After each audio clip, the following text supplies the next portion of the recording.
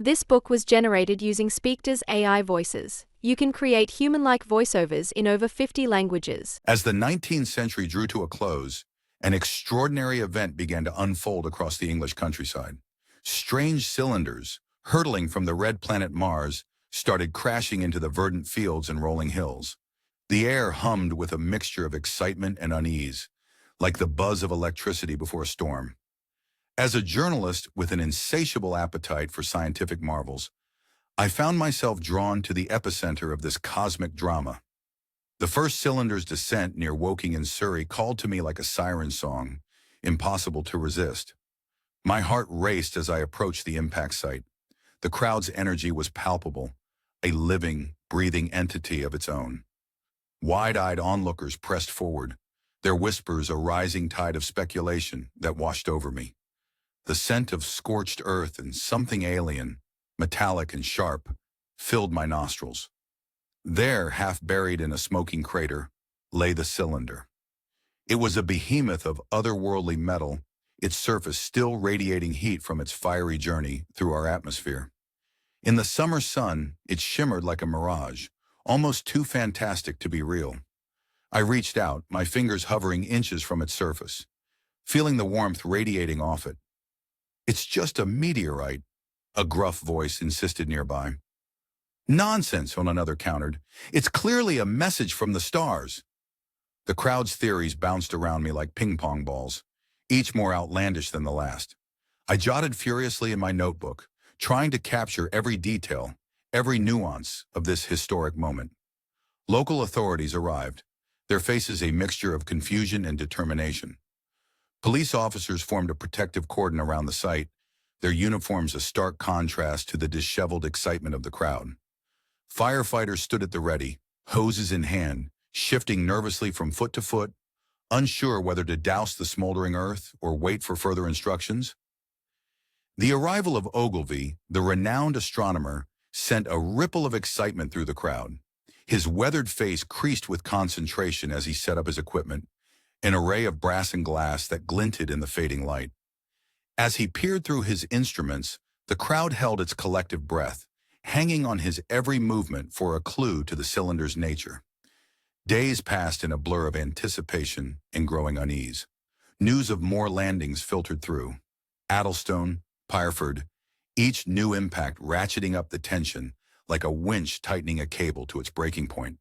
The military's presence grew, their crisp uniforms and stern faces a jarring reminder of the potential danger lurking beneath our excitement. Newspapers fanned the flames of public fascination, their headlines screaming of visitors from the Red Planet and Martian messengers. The words seemed to dance before my eyes, both thrilling and terrifying in their implications. As I observed the unfolding drama, I couldn't shake a growing sense of unease. The excitement that had initially gripped me began to curdle into something darker, like milk left too long in the sun. The sealed cylinders, silent and impenetrable, seemed to mock our attempts at understanding. What secrets did they hold? What purpose drove these cosmic voyagers to our humble shores? The crowd's initial wonder was slowly giving way to a creeping anxiety. Hushed conversations turned from excited speculation to worried whispers. Children, once eager to catch a glimpse of the alien objects, now clung tightly to their parents' legs, sensing the shift in mood. As the sun dipped below the horizon, casting long shadows across the impact site, I found myself staring at the cylinder, its metallic surface now cool and forbidding in the twilight.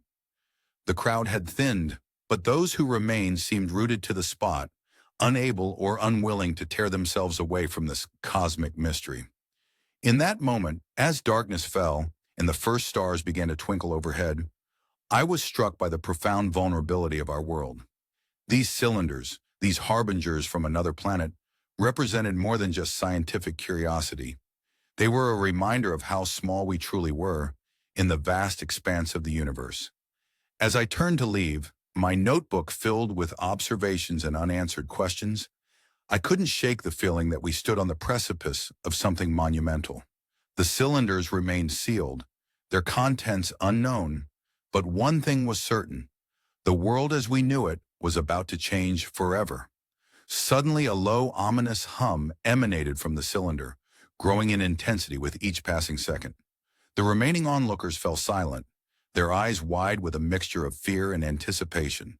The air itself seemed to vibrate with tension as we all held our breath, waiting to see what would happen next. The crowd's anticipation had reached a fever pitch. At last, the moment we had all been waiting for had arrived. The crowd's anticipation had reached a fever pitch. At last, the moment they had all been waiting for arrived. The air crackled with tension, a palpable electricity that set every hair on end. Hearts pounded in unison as the first cylinder, a metallic behemoth from beyond the stars, began to open with an otherworldly hiss. Time seemed to slow as the alien vessel's shell peeled back, revealing its contents to the wide-eyed onlookers. A collective gasp rippled through the masses, followed by an eerie silence that hung heavy in the air. What emerged defied all earthly expectations. The Martians were monstrosities beyond imagination. Their massive, pulsating bodies resembled nothing so much as colossal, grotesque hearts. Grayish flesh undulated with each movement, sending shivers of revulsion through the crowd. Tentacle-like limbs writhed and twisted, probing the air as if tasting the very essence of our world. But it was their faces, if one could call them that struck terror into the very souls of those present. Huge, lidless eyes stared unblinkingly, seeming to pierce through flesh and bone. Where mouths should have been, lipless orifices gaped and closed rhythmically, like the maws of some primordial, deep-sea creature.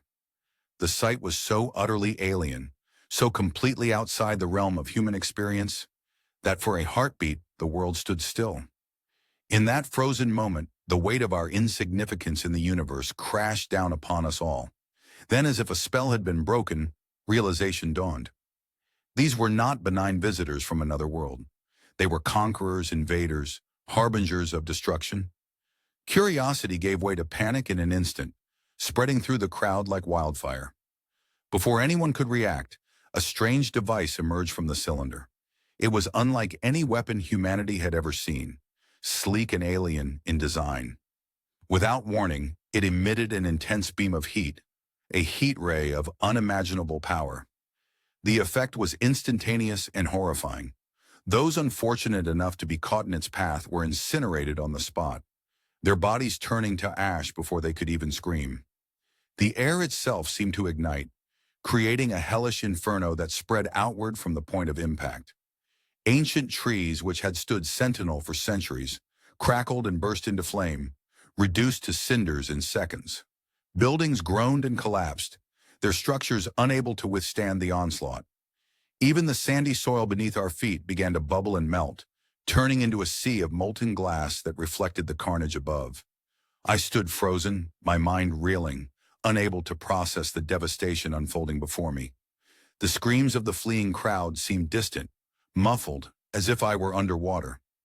The acrid smell of burning flesh and scorched earth filled my nostrils, threatening to overwhelm me.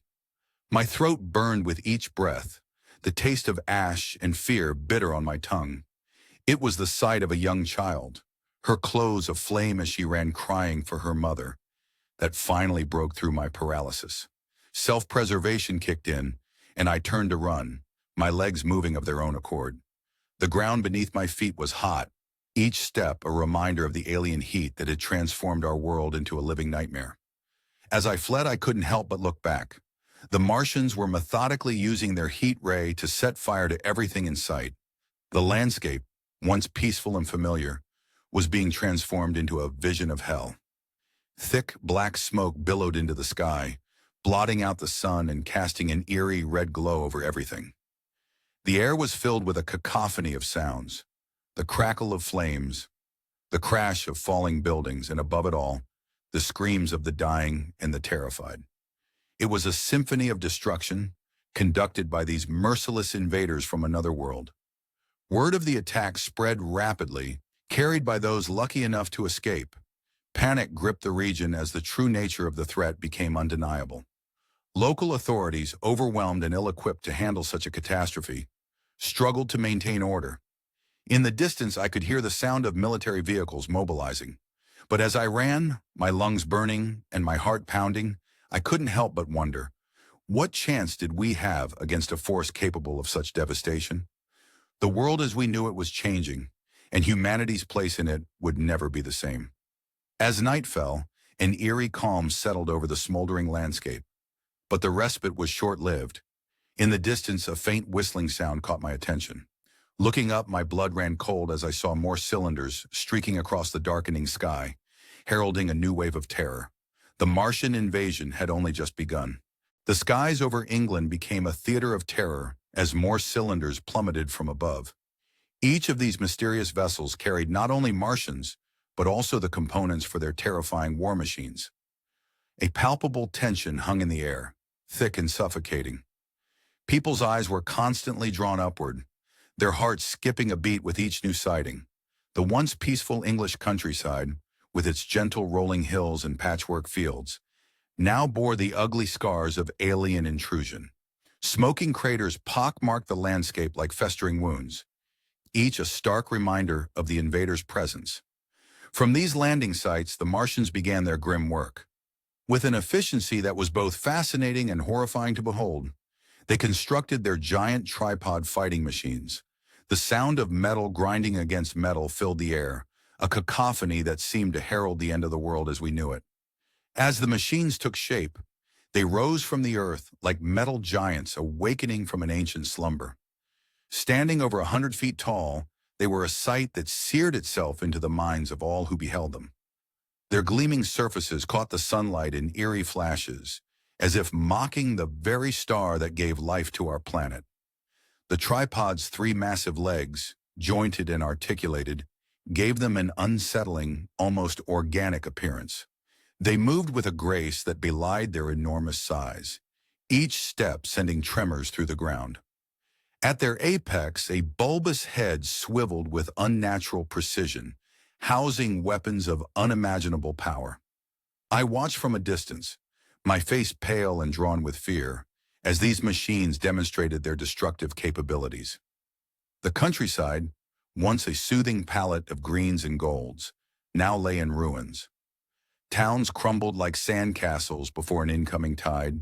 Forests were reduced to smoldering stumps, and our proudly maintained military defenses were swept aside as if they were nothing more than children's toys. The tripods moved with a speed and agility that seemed impossible for their massive size. Their metallic legs, each as thick as an old oak, propelled them across the landscape with a fluidity that mocked the lumbering movements of their human opponents. The ground trembled with each step, a constant, terrifying reminder of the aliens' overwhelming presence.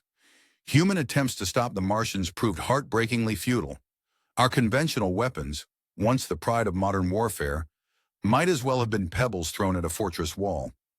I watched as artillery shells, fired with desperate hope, bounced off the metallic hulls with a mocking clang.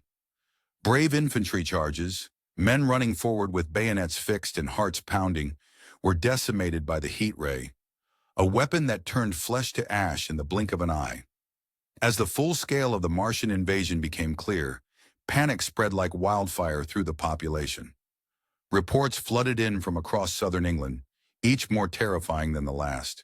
The tripods advanced relentlessly, their path marked by destruction and despair.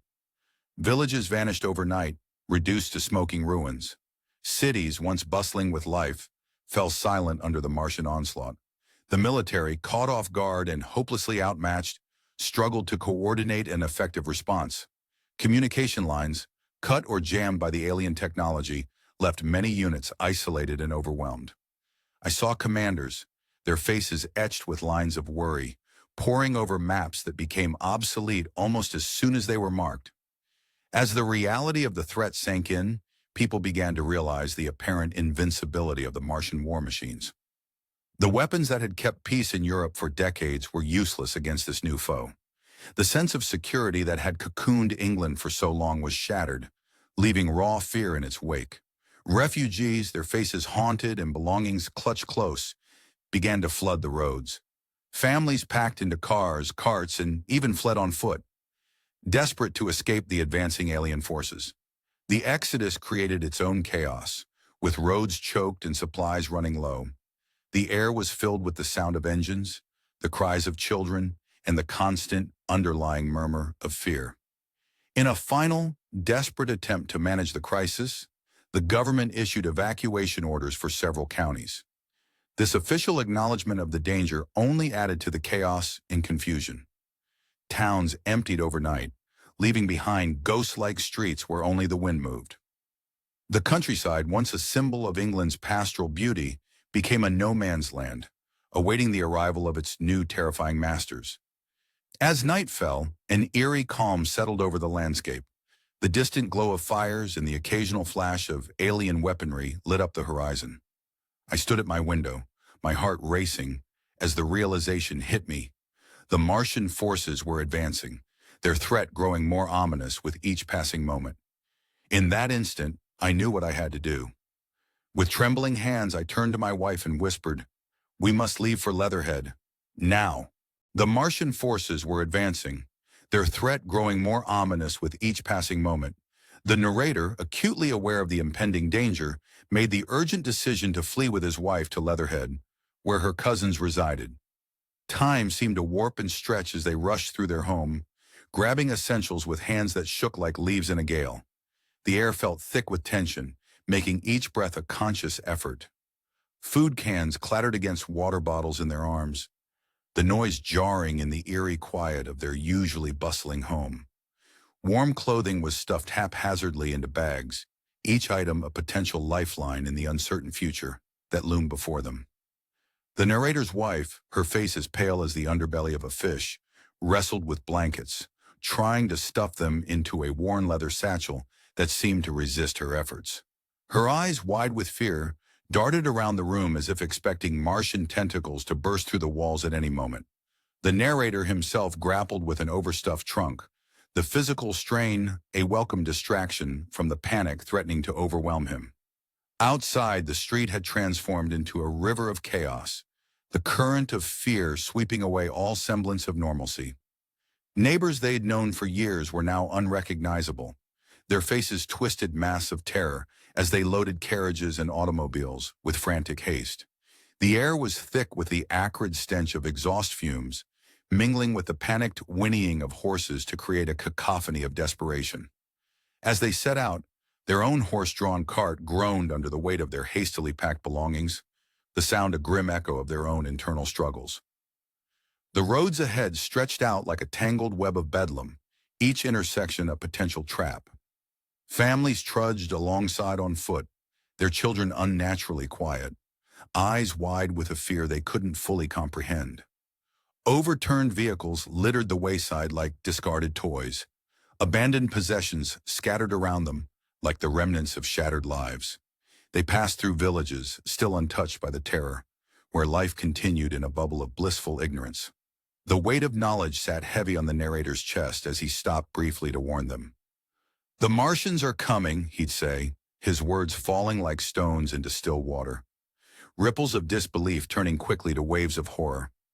As they pressed on, fragments of news and rumors swirled around them like leaves caught in a whirlwind. A man with eyes as wild as a cornered animal spoke of entire towns reduced to smoldering ruins. An elderly woman, clutching a caged canary like a talisman, insisted with trembling conviction that the military had the upper hand. The truth, the narrator suspected, was a shape-shifting beast, always just out of reach. The evidence of destruction grew more tangible with each passing mile. Pillars of smoke rose in the distance, stark black fingers against a sky so blue it seemed to mock their plight. The dull thud of explosions punctuated the air at irregular intervals, each one sending a jolt of fear through the narrator's body. Reports of more cylinders landing reached their ears, each new location expanding the web of invasion, like a malevolent spider weaving its trap. The roads became a battleground of their own, tempers flaring in the oppressive summer heat as vehicles jostled for position. The narrator found himself gripping the reins so tightly his knuckles turned white, the physical strain a mirror of his mental struggle to maintain control. Leatherhead loomed ahead, a beacon of temporary safety in a world turned upside down. As they arrived, the narrator helped his wife down from the cart, her legs unsteady after the long journey, like a newborn colt taking its first steps.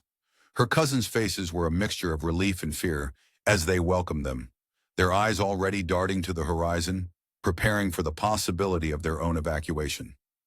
In the midst of the chaos, a seed of doubt took root in the narrator's mind, growing with each passing moment. Their home, their possessions, their entire life, all left behind in the rush to escape. A sense of duty, perhaps foolish in the face of such overwhelming danger, began to gnaw at him like a hungry rat. With a heart heavy as lead, he made the decision that would shape the course of his fate. He would return to Woking to salvage what he could, to face whatever awaited him there. His wife's eyes filled with tears as he broke the news, the sight more painful than any physical wound. "I'll return soon," he promised, the words tasting hollow and bitter on his tongue, even as he spoke them. He kissed her goodbye, trying to memorize the feel of her trembling lips against his, unaware of the trials that lay ahead on his solitary journey back into the heart of danger. As he turned to leave, the world seemed to hold its breath. The sun dipped below the horizon, painting the sky in shades of blood and fire. In the distance, a low, ominous hum began to build, growing louder with each passing second. The narrator's heart raced as he realized the sound was coming from the direction of Woking. What new horror awaited him on the road home? The narrator's journey back to Woking was a harrowing experience. He traversed a landscape transformed by the Martian invasion, each step bringing him closer to a hometown he barely recognized. The air hung heavy, thick with the acrid stench of smoke and decay. It clung to his nostrils, a constant reminder of the devastation that surrounded him.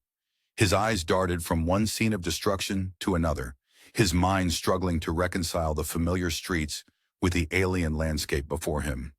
Houses that once stood proud now lay in ruins, their broken frames reaching toward the sky like skeletal fingers, grasping for salvation.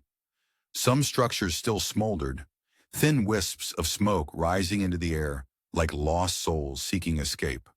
The narrator's heart clenched at the sight, each ruined home a testament to shattered lives and broken dreams. The silence was suffocating, pressing in on him from all sides. It was broken only by the occasional distant explosion that made the ground tremble beneath his feet, sending vibrations up through his bones. Even more chilling were the mechanical sounds of the tripods, their otherworldly screeches echoing through the empty streets. The sound reminded him of monstrous birds of prey, hunting for the last remnants of humanity. As he picked his way through the chaos, the narrator's gaze fell upon the scattered remnants of lives interrupted. A child's teddy bear lay face down in the dirt, its once soft fur matted and grimy. A family photo album, pages fluttering in the breeze, told silent stories of happier times. Each discarded item was a punch to the gut, a stark reminder of the panic that had gripped the fleeing residents. Rounding a corner, the narrator's breath caught in his throat. There, amidst the desolation, stood another human being, an artilleryman, one of the few survivors of the initial Martian attacks. The soldier's uniform hung in tatters, stained with dirt and what looked unsettlingly like blood. His eyes were wide, a mixture of exhaustion and barely contained terror evident in their depths. "You're alive," the artilleryman croaked, his voice hoarse from disuse. The words seemed to catch in his throat, as if he couldn't quite believe what he was seeing. I thought I was the only one left." The narrator approached cautiously, relief and wariness warring within him. His own voice sounded strange to his ears, rough from the smoke-filled air. "What happened here?" he asked, gesturing to the devastation around them. The soldier's face twisted with pain and anger as he recounted the futile attempts of the military to repel the invaders. His words painted a vivid picture of brave men and women reduced to ash in seconds by the Martians' devastating heat ray. The helplessness of human weapons against the alien technology was laid bare in his trembling voice. "It was like trying to fight gods with sticks and stones," the artilleryman said, his eyes haunted. "We never stood a chance." As they huddled together in the shadow of a partially collapsed building, the two men shared what little information they had about the Martians' movements and capabilities. Each new detail sent a chill down the narrator's spine, the full extent of the invasion becoming horrifyingly clear. "They're not just conquering," the narrator realized aloud, his voice barely above a whisper. The words tasted like ash in his mouth. "They're exterminating," the artilleryman nodded grimly. "But we're not done yet," he said, a spark of determination flickering in his eyes. "There's talk of underground resistance, ways to survive long term. We just need to be smart, stay hidden, and wait for our chance." As they discussed potential strategies, both men were acutely aware of the danger that lurked around every corner. The once comforting sounds of birdsong and rustling leaves had been replaced by an oppressive silence, broken only by the distant, ominous sounds of the invaders. Every shadow seemed to hide a potential threat, every unexpected noise causing them to flinch. The narrator's earlier hope of securing his house and possessions faded like mist in the morning sun. Looking at the devastation around him, he realized the futility of such thoughts. Everything he had known, everything he had worked for, was likely gone. The weight of this realization settled on his shoulders like a physical burden. "We can't stay here," the artilleryman said, voicing the thought that had been growing in the narrator's mind. "London might be our best bet. More people, more resources, better chances for survival and resistance." The narrator nodded, taking one last look at the ruins of his hometown. With heavy hearts but a shared determination, the two survivors set their sights on the distant silhouette of London, each step taking them further from the familiar and deeper into an uncertain future. As they began their journey, a new sound reached their ears. In the distance, growing louder with each passing moment, came the thunderous cacophony of battle.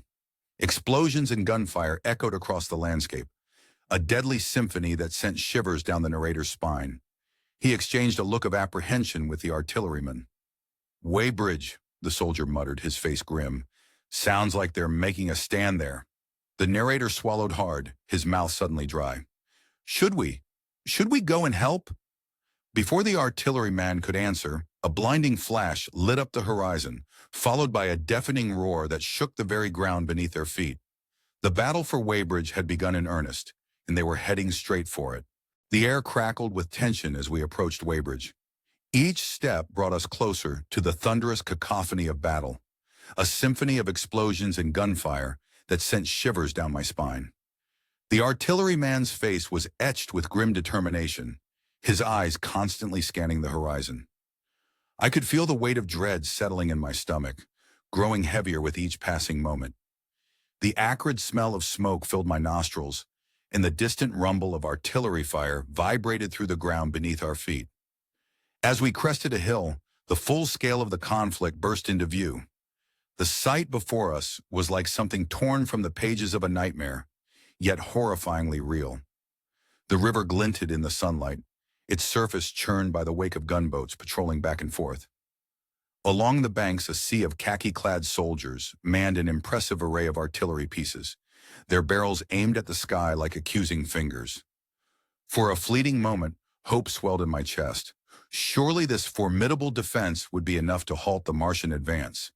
But as the first of the alien tripods appeared on the horizon, that hope withered and died, leaving behind a cold, hollow feeling. They moved with an otherworldly grace, these metal giants, striding through the water as if it were no more than a puddle. Our shells, so deadly against human foes, seemed to bounce off their impenetrable hulls like pebbles. It was like watching children throw stones at a battleship, futile and almost laughable if it weren't so terrifying. Then came the heat ray. A blinding flash of light seared my eyes, and where once stood a group of soldiers, now there was nothing but ash and scorched earth. The screams of the dying mingled with the hiss of vaporizing flesh, creating a hellish chorus that I knew would haunt my dreams for years to come. As if the heat ray wasn't terrifying enough, the Martians unleashed a new weapon, the black smoke. It rolled across the battlefield like a living thing, tendrils reaching out to envelop fleeing soldiers and civilians alike. Those caught in its embrace fell to the ground, clawing at their throats as they fought for breath. The sight of their desperate struggles turned my blood to ice. Panic spread through the ranks like wildfire. I watched as brave men, who had stood firm in the face of human enemies, broke and ran before these implacable invaders. The river, once a defensive barrier, became a death trap. Desperate people plunged into the water, only to be cut down by the heat ray or dragged under by the weight of their own fear. Amidst the chaos, a deafening explosion rocked the earth. A lucky shell had found its mark, bringing down one of the tripods in a tangle of metal and alien flesh. For a heartbeat, wild elation surged through the crowd. But it was short-lived. More tripods advanced, stepping over their fallen comrade without pause, their heat rays sweeping away any renewed resistance. In the pandemonium that followed, I lost sight of the artilleryman. One moment he was beside me, the next he was gone, swallowed up by the surging mass of humanity fleeing the Martian onslaught. I found myself alone, adrift in a sea of terror and destruction. Debris rained down around me as I stumbled through the war-torn landscape. The air was thick with smoke and the acrid smell of burning. My lungs burned with each breath, and my eyes stung from the ash and dust. Everywhere I looked, I saw scenes of heroism and desperation. A young soldier, barely more than a boy, stood his ground against an advancing tripod, firing his rifle until the heat ray reduced him to ash. A mother shielded her child with her own body as they ran, her face a mask of determination and fear. As I fled, dodging falling masonry and leaping over bodies, the full weight of our defeat crashed down upon me. This wasn't just a battle lost. It was the end of everything we knew. The Martians had proven their overwhelming superiority, and our most powerful weapons were as useless as sticks against their advanced technology. My heart pounded in my chest, each beat a reminder that I was still alive in this hell on earth. The screams of the dying and the mechanical whir of the tripods created a nightmarish soundtrack to my flight. I ran until my legs burned and my lungs felt like they would burst, driven by a primal fear I had never known before. As I stumbled away from the carnage, alone and terrified, I realized that the world I had known was gone forever. The future, if there was to be one, belonged to the Martians. The devastating defeat at Weybridge marked a turning point, not just in the war, but in human history. Just when I thought I could run no further, my foot caught on a piece of debris. I fell hard, the impact knocking the wind from my lungs. As I lay there gasping for breath, I heard the ominous sound of mechanical legs approaching. Was this the end? Would I meet my fate here, alone and afraid? With the last of my strength, I forced myself to look up, dreading what I might see. Exhaustion and trauma weighed heavily on the narrator as he fled the horrors of Weybridge. His body ached with each step, while his mind reeled from the devastation he had witnessed. The once familiar countryside had transformed into an alien landscape, scarred by the Martian assault. Smoke hung thick in the air, stinging his eyes and coating his throat with each labored breath. The acrid smell of burning mingled with an otherworldly stench that turned his stomach. As he stumbled forward, the narrator's ears strained for any sound of pursuit. The eerie silence was broken only by the distant rumble of Martian machines and the crunch of debris beneath his feet. His heart pounded in his chest, a relentless drumbeat of fear and desperation. Fate, or perhaps mere chance, guided his weary steps to the outskirts of a deserted village. The empty streets echoed with his ragged breathing, each sound amplified in the unnatural quiet. Shadows danced at the corners of his vision, playing tricks on his exhausted mind. Every darkened window seemed to hide a potential threat. Then, like a mirage in a desert of despair, he spotted a house standing apart from the others. It was a modest two-story structure, its flower beds wilting and unkempt. A child's bicycle lay toppled on the lawn, a poignant reminder of lives abruptly interrupted. The sight sent a pang through the narrator's chest, a mix of sorrow and longing for the world that was. With trembling hands, he pushed open the unlocked door. The hinges creaked, the sound unnaturally loud in the stillness. He flinched, half expecting the noise to summon some unseen danger. The interior was a snapshot frozen in time, a half-eaten meal on the dining table, a newspaper dated just days ago, family photos smiling down from the walls. The normalcy of it all felt surreal, a stark contrast to the chaos outside. As he moved deeper into the house, a floorboard groaned beneath his feet. Suddenly, a figure burst from the shadows, wild-eyed and disheveled. The narrator's heart leapt to his throat, his exhausted muscles tensing for fight or flight. "Thief! Looter!" the figure cried, brandishing a fireplace poker like a weapon. The narrator raised his hands, palms out, his voice hoarse as he pleaded, "Wait, I'm not here to steal. I'm just looking for shelter like you." The man lowered his makeshift weapon, his shoulders sagging with relief or resignation. In the dim light, the narrator could now see he wore the collar of a curate, though his clerical garb was as rumpled and soiled as the narrator's own clothes. "Forgive me," the curate said, his voice barely above a whisper. "These are dark times. One can't be too careful." The two men regarded each other warily, like wounded animals unsure whether to trust. But in that moment, they recognized a shared desperation, a mutual need for companionship in the face of cosmic horror. The narrator felt a flicker of hope, fragile as a candle flame in a storm. Together, they set about fortifying their refuge. Furniture scraped across wooden floors as they dragged it to barricade windows and doors. The physical labor was a welcome distraction from the terrors that lurked outside. In the kitchen, they found canned goods and bottled water. Meager rations, but enough to sustain them for a time. The narrator's mind raced, calculating how long they could survive on these supplies. As night fell, they took turns keeping watch through gaps in their makeshift defenses. The darkness outside seemed alive, pulsing with unseen threats. Every rustle of leaves, every creak of the house settling, sent shivers down their spines. The distant rumble of Martian machines grew louder, a constant reminder of the alien presence that had upended their world. In hushed tones, they shared their stories. The narrator spoke of the destruction he had witnessed, his voice steady as he recounted the fall of human civilization. The curate listened, his eyes growing wider with each tale of devastation. The narrator could see the man's faith crumbling, like a sandcastle before an incoming tide. "But why?" the curate whispered, his hands clasped together so tightly his knuckles turned white. "Why would God allow this?" The narrator had no answer, only a grim determination to survive. Their differing outlooks became apparent as the days wore on.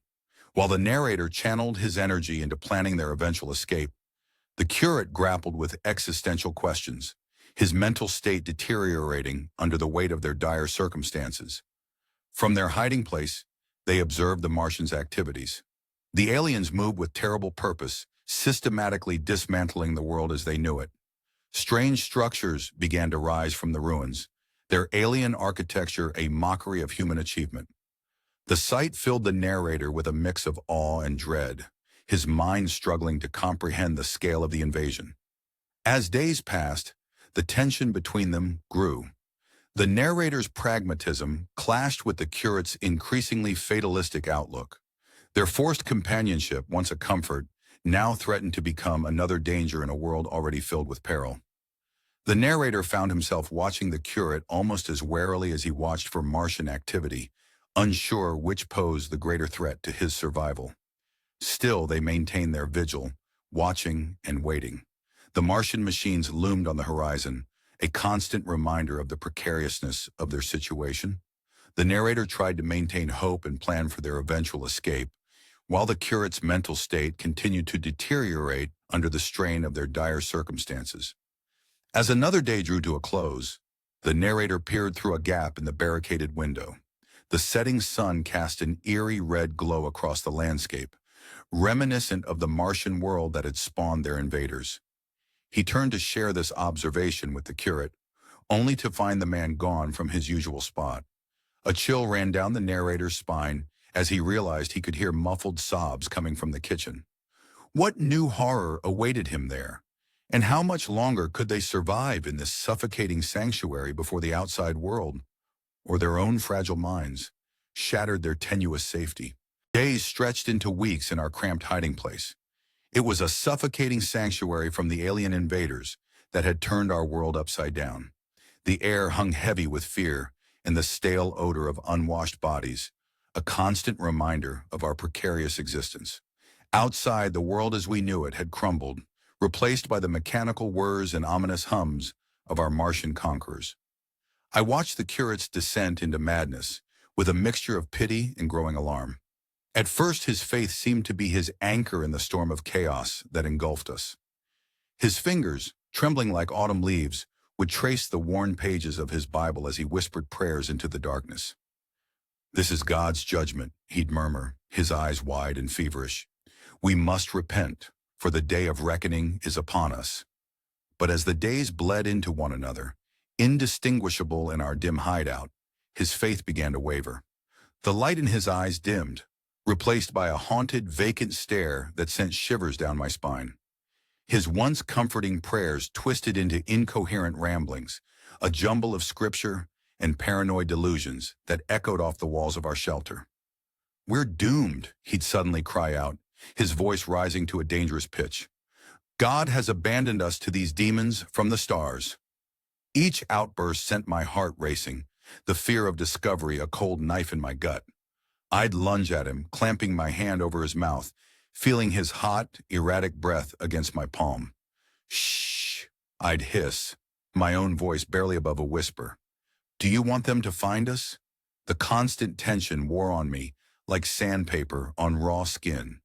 Every creak of the floorboards, every shadow that danced across the boarded-up windows, became a potential harbinger of our doom. I found myself caught in a cruel balancing act, torn between sympathy for the curate's fractured mind and the primal urge for self-preservation. Food became another battlefield in our claustrophobic war of survival. I watched, jaw clenched so tight it ached, as the curate began to hoard our dwindling supplies.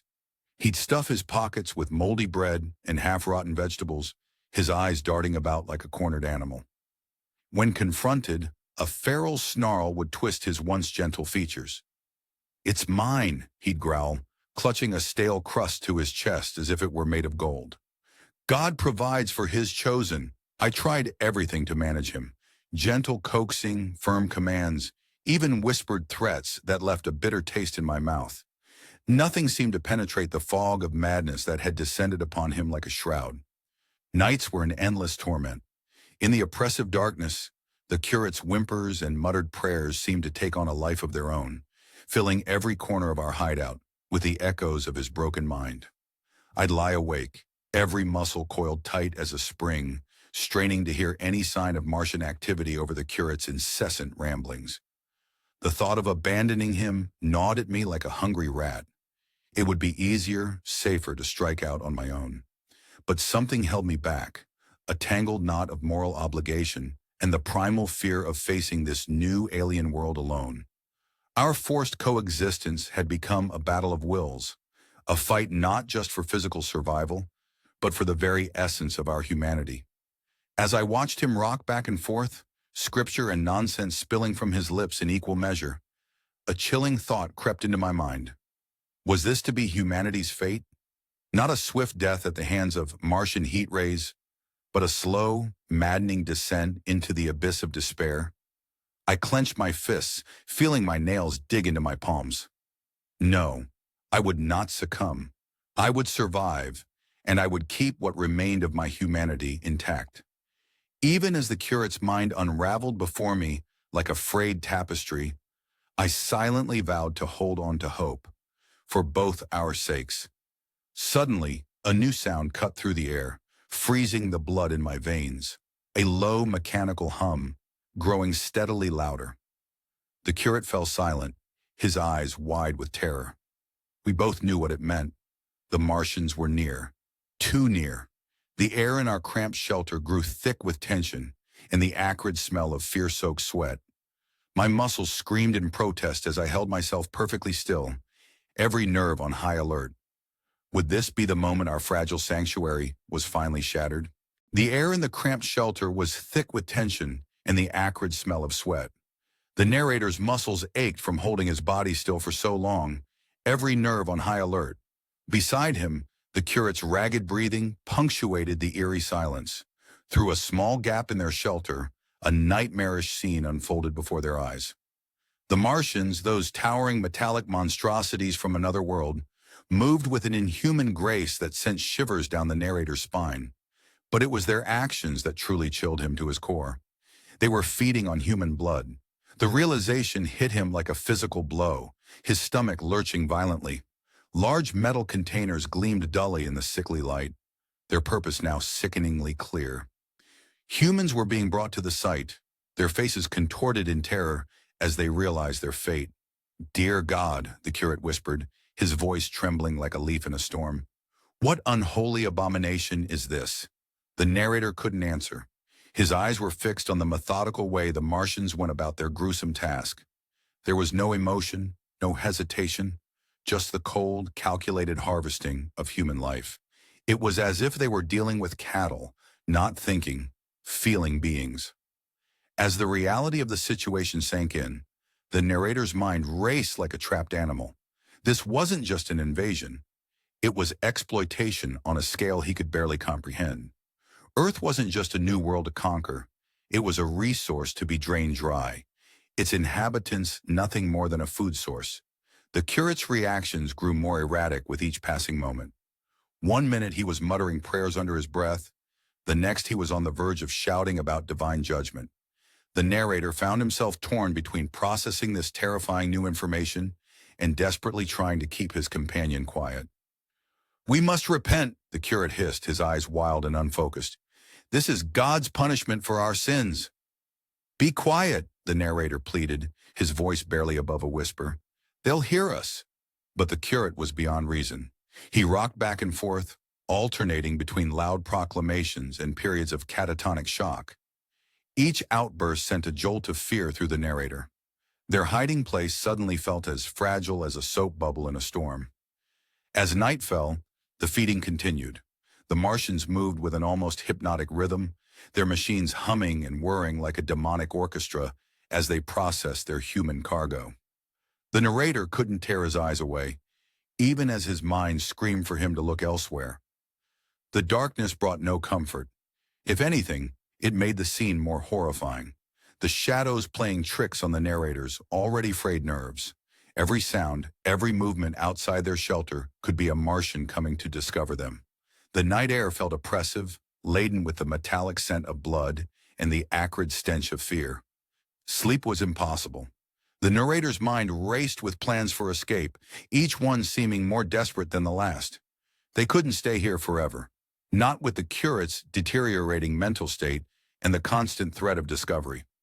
His thoughts were a jumbled mess of half-formed ideas and terrifying what-ifs. As dawn broke, painting the sky in hues of pink and gold that seemed obscenely beautiful given the circumstances, the narrator made a decision. They had to move, to find a new hiding place or attempt to reach other survivors. Staying here in the shadow of the Martians' feeding ground was a slow death sentence. He turned to the curate, who had finally fallen into a fitful sleep. The man's face was gaunt, his clothes filthy and torn. The narrator knew that their survival might depend on leaving him behind, but the thought made him sick to his stomach. Could he really abandon another human being to save himself? With a heavy heart, he began to formulate a plan. They would wait for nightfall and then make their move. Whether they would find salvation or doom beyond their current shelter, he didn't know. But the alternative, waiting to be discovered and drained like the others, was unthinkable. The narrator's gaze drifted back to the Martian camp, where the feeding machines continued their grim work. He closed his eyes, trying to block out the sight, but the images were seared into his mind like a brand. Whatever happened next, he knew that the world had changed forever. The question now was whether humanity would survive to see what rose from the ashes of this invasion. As the day wore on, the curate's behavior became increasingly erratic. His mutterings grew louder, his movements more agitated. The narrator watched him with growing alarm, knowing that their fragile safety hung by a thread. Just as the sun began to set, casting long shadows across their hiding place, the curate's eyes snapped open, filled with a manic light that sent a chill down the narrator's spine. He knew with a sickening certainty that their precarious situation was about to reach a breaking point. The fragile balance in the hiding place had been teetering on the edge for days. Now, it finally shattered as the curate's behavior reached a breaking point. The air in the cramped, dimly lit room felt thick with tension, each breath a struggle against the oppressive silence. Dust motes danced in the thin shafts of light that managed to penetrate the boarded-up windows, a stark reminder of the world outside that had fallen to chaos. The curate's eyes, once pools of serenity, now darted wildly about the room like trapped animals. His fingers twitched incessantly, scratching at the worn fabric of his clerical collar. When he spoke, his voice was a raspy whisper that sent shivers down the narrator's spine. The day of judgment. It's here. Can't you see? The curate's words hung in the stale air, a portent of the madness to come. The narrator's heart raced, each beat a thunderous reminder of their precarious situation. He tried to calm the man, his own voice barely above a whisper. Please, we must stay quiet. They'll hear us. But reason had long since abandoned the curate. His ravings grew louder, biblical verses spilling from his lips like a flood. Repent! The end times are upon us. Each shout was a nail in their coffin, threatening to expose their location to the Martian invaders that lurked outside. The narrator's palms grew slick with sweat as he realized the gravity of their situation. He could almost hear the mechanical whir of the alien machines, drawing ever closer with each of the curate's manic outbursts. In a moment of desperation, the narrator lunged forward, his hands outstretched to silence the madman. The struggle was brief but violent, a frenzied tangle of limbs in the shadows. His fingers found the curate's throat, intending only to quiet him, but panic lent strength to his grip. A sickening crack echoed through the room, followed by an eerie silence that seemed to stretch into eternity. The curate's body went limp, his wild eyes now staring blankly at the ceiling. Horror washed over the narrator like ice water. He stumbled backward, his legs trembling beneath him. But there was no time for remorse or shock. A low, mechanical hum filled the air, growing louder with each passing second. The ground beneath his feet began to tremble. Heart pounding like a war drum, the narrator pressed himself against the wall, willing his body to meld with the shadows. A metallic tentacle, gleaming with an otherworldly sheen, snaked its way into their hiding place. It moved with an alien grace, probing and searching, coming so close that the narrator could feel the cold air displaced by its movements. Time seemed to slow to a crawl. Sweat beaded on his forehead, each droplet threatening to betray him. He held his breath until his lungs burned, not daring to move a muscle. The probe explored every nook and cranny of the ruins, its movements methodical and relentless. By some miracle, a combination of luck, stealth, and the Martian's unfamiliarity with human dwellings, the probe withdrew without detecting him. But the danger was far from over.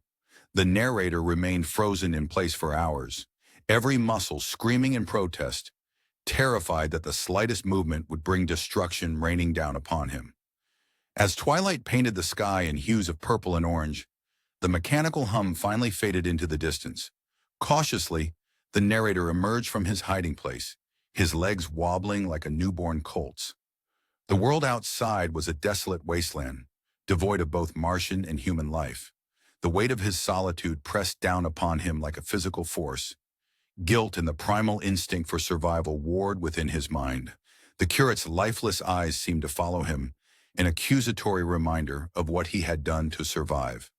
With a heavy heart and a mind clouded by conflicting emotions, the narrator stepped out into the ruined landscape.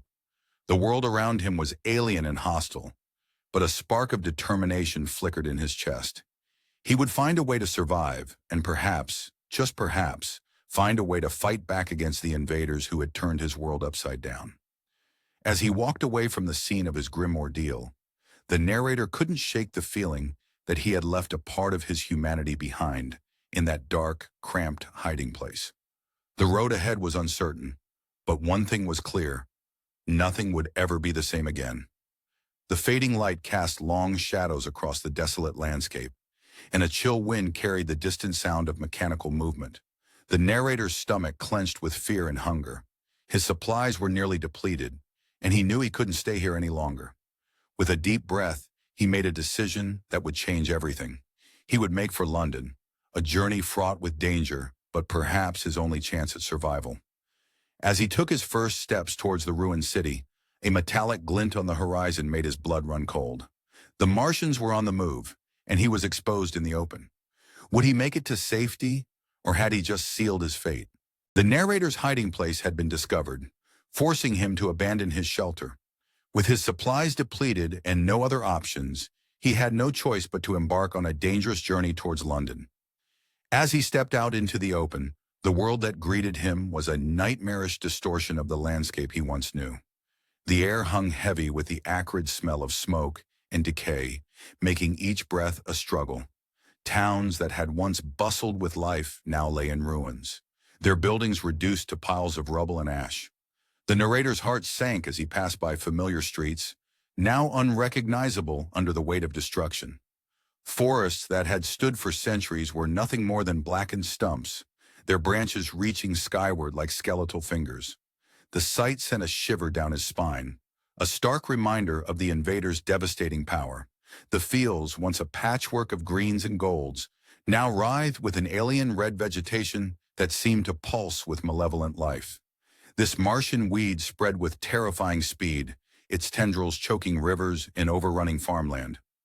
The narrator watched in horror as it crept over stone walls and engulfed abandoned farm equipment, a living carpet of crimson that seemed intent on smothering every trace of human civilization.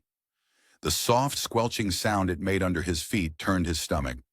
As he picked his way through this alien landscape, the narrator's heart ached at the scenes of abandonment and destruction. Empty houses stood like open wounds, their doors hanging ajar as if their occupants had fled in mid-conversation. Personal belongings lay scattered on lawns and driveways, a child's teddy bear, a family photo album, silent testaments to lives abruptly shattered. Each item he passed was a punch to the gut, a reminder of the human cost of this invasion. Every step was fraught with danger. The narrator's ears strained for the slightest sound of Martian activity, his eyes constantly scanning the horizon for the dreaded silhouette of a tripod. He moved like a ghost through this new world, his footsteps muffled by the carpet of red weed. His heart pounded in his chest, each beat a reminder of his vulnerability in this hostile environment. Survival became a grim game of scavenging. The narrator crept from house to house, shop to shop, searching for any morsel of food or drop of clean water. Each stop was a poignant reminder of the lives that had been so suddenly interrupted. In one home, he found a half-eaten meal on the table, the chairs still pushed back as if the family might return at any moment. The sight brought a lump to his throat, and he found himself whispering an apology as he took what he needed. The weight of guilt pressed down on him, adding to the burden of his solitary journey. As the outskirts of London loomed on the horizon, an unsettling change came over the landscape. The constant background noise of Martian activity, the hum of tripods, the hiss of the heat ray, faded away. An eerie silence descended, broken only by the whisper of wind through the red weed. This absence of sound, which should have been a relief, instead filled the narrator with a creeping unease. What could have silenced the invaders? The question gnawed at him, fueling his anxiety and curiosity in equal measure. The great metropolis of London, once a hive of human activity, now stood as silent as a tomb. The streets that had teemed with life were empty, save for the detritus of hasty evacuation and futile resistance. Overturned carriages lay like beached whales, their contents spilled across the cobblestones. Abandoned automobiles sat at odd angles, their doors hanging open as if their occupants had simply evaporated. The silence was oppressive, pressing in on him from all sides. A mix of curiosity and desperation drove the narrator forward. He had to know. What had become of the invaders? Were there any survivors hiding in the vast maze of the city? With each cautious step into London, familiar landmarks loomed out of the haze like ghosts of the past. Big Ben, St. Paul's Cathedral, Tower Bridge, all stood as silent sentinels over the deserted streets, their grandeur now serving only to emphasize the totality of humanity's defeat. As he delved deeper into the heart of the city, the desolate urban landscape became a stark backdrop to his solitary journey. Each step echoed off empty buildings, a lonely percussion accompanying his thoughts. The silence pressed in on him, almost tangible in its intensity. What mysteries lay hidden in this vast, abandoned metropolis? What answers awaited him in the eerie quiet that had fallen over London? With a mixture of dread and determination, the narrator pressed on, each step bringing him closer to uncovering the truth behind the mysterious silence that had engulfed the once bustling city. As he turned a corner, a sudden sound broke the oppressive quiet, a soft, rhythmic tapping that echoed through the empty streets. His heart raced as he realized it wasn't the echo of his own footsteps. Someone or something was moving through London, and it was getting closer. The narrator's footsteps echoed through the empty streets of London. A haunting silence enveloped the once bustling metropolis, broken only by the sound of his cautious movements. The air hung heavy with an eerie stillness, as if the city itself held its breath in anticipation of what was to come. As he navigated the abandoned cityscape, his senses were on high alert. Every shadow seemed to conceal a potential threat, every distant sound a possible sign of danger. The familiar landmarks of London, now twisted and scarred by the Martian invasion, loomed like specters of a lost world. Rounding a corner, he froze in his tracks. His heart pounded in his chest as he beheld a sight that would forever change the course of human history. There, like fallen giants, stood the Martian machines. These monstrous creations which had once struck terror into the hearts of millions, now stood motionless and eerily quiet. A chill ran down his spine as he approached the alien constructs. The acrid smell of decay assaulted his nostrils, growing stronger with each step. Swallowing hard, he peered inside one of the machines. His eyes widened in disbelief, a mixture of fear and awe washing over him. The Martian operators lay dead, their alien forms withered and lifeless. But it wasn't human weapons that had felled these invaders from the stars. Nature, in its infinite wisdom, had deployed its tiniest soldiers, bacteria. The realization hit him like a physical blow, leaving him breathless. These otherworldly conquerors, with all their advanced technology and terrifying power, had been laid low by the simplest of Earth's life forms. Pathogens that humans had long since adapted to had proven fatal to the Martians, their bodies defenseless against these microscopic invaders. As the magnitude of this revelation sank in, the narrator's mind raced. The invasion was over. Humanity, teetering on the brink of extinction, had been saved not by its own efforts, but by the invisible guardians that had evolved alongside it for millennia. A wave of emotions washed over him: relief, disbelief, and a profound sense of humility in the face of nature's power. Suddenly, the silence that had blanketed the city began to lift, like a fog dissipating under the morning sun. Faint sounds of life started to emerge: a door creaking open, hushed whispers, tentative footsteps. The narrator held his breath, hardly daring to believe what he was hearing. Survivors, pale and gaunt from their ordeal, began to emerge from cellars and hidden shelters. Their faces were a canvas of emotions. Disbelief, hope, and lingering fear etched into every line. The narrator watched as they blinked in the sunlight, their eyes adjusting to a world forever changed. Among the crowd of shell-shocked survivors, a familiar face caught the narrator's eye. His heart leapt into his throat, a surge of hope and longing nearly overwhelming him. It was his wife, alive and searching the crowd with desperate eyes. Their gazes locked, and in that moment, the world around them faded away. They ran to each other, their feet barely touching the ground. As they collided in a fierce embrace, the narrator felt the weight of their shared ordeal in the trembling of her body against his. Tears streamed down their faces as they clung to each other, their reunion a bittersweet symphony of joy and shared trauma. As they held each other, the reality of their survival began to sink in. They had both witnessed the near extinction of their species, had faced terrors beyond imagination. Their embrace spoke of all they had lost and all they had miraculously regained. In that moment, the narrator knew that whatever challenges lay ahead, they would face them together. Word of the Martians' defeat spread like wildfire through the ragtag groups of survivors. Hope, that most resilient of human emotions, began to flicker to life in the eyes of the weary and the wounded. The process of rebuilding loomed before them, a daunting task in a landscape scarred by alien weaponry and overgrown with dying Martian red weed. The once mighty machines of the invaders now stood as silent sentinels, eerie monuments to a war that had brought humanity to its knees. As governments began to reform and communities banded together to clear debris and restore some semblance of normalcy, these alien artifacts served as a constant reminder of how close they had come to annihilation. Scientists, their curiosity piqued by the advanced Martian technology, began to study the abandoned machines. Their hope was twofold: to advance human knowledge and to prepare for any future invasions that might threaten Earth.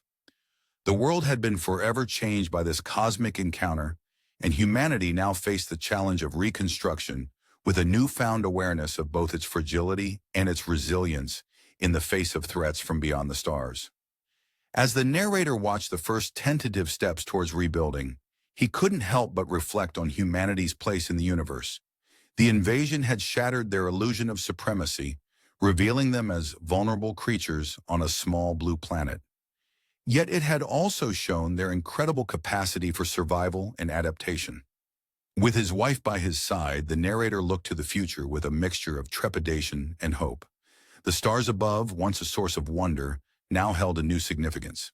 Humanity had been forever changed by their brush with extinction and their unexpected salvation at the hands of Earth's tiniest inhabitants. As night fell on the recovering city, the narrator and his wife stood hand in hand, gazing at the sky. The Martian threat was over, but the journey of rebuilding and rediscovery was just beginning. Whatever challenges lay ahead, they would face them together, armed with the knowledge that even in the darkest of times, hope could be found in the most unexpected places. This book was generated using Speakter's AI voices. You can create human-like voiceovers in over 50 languages.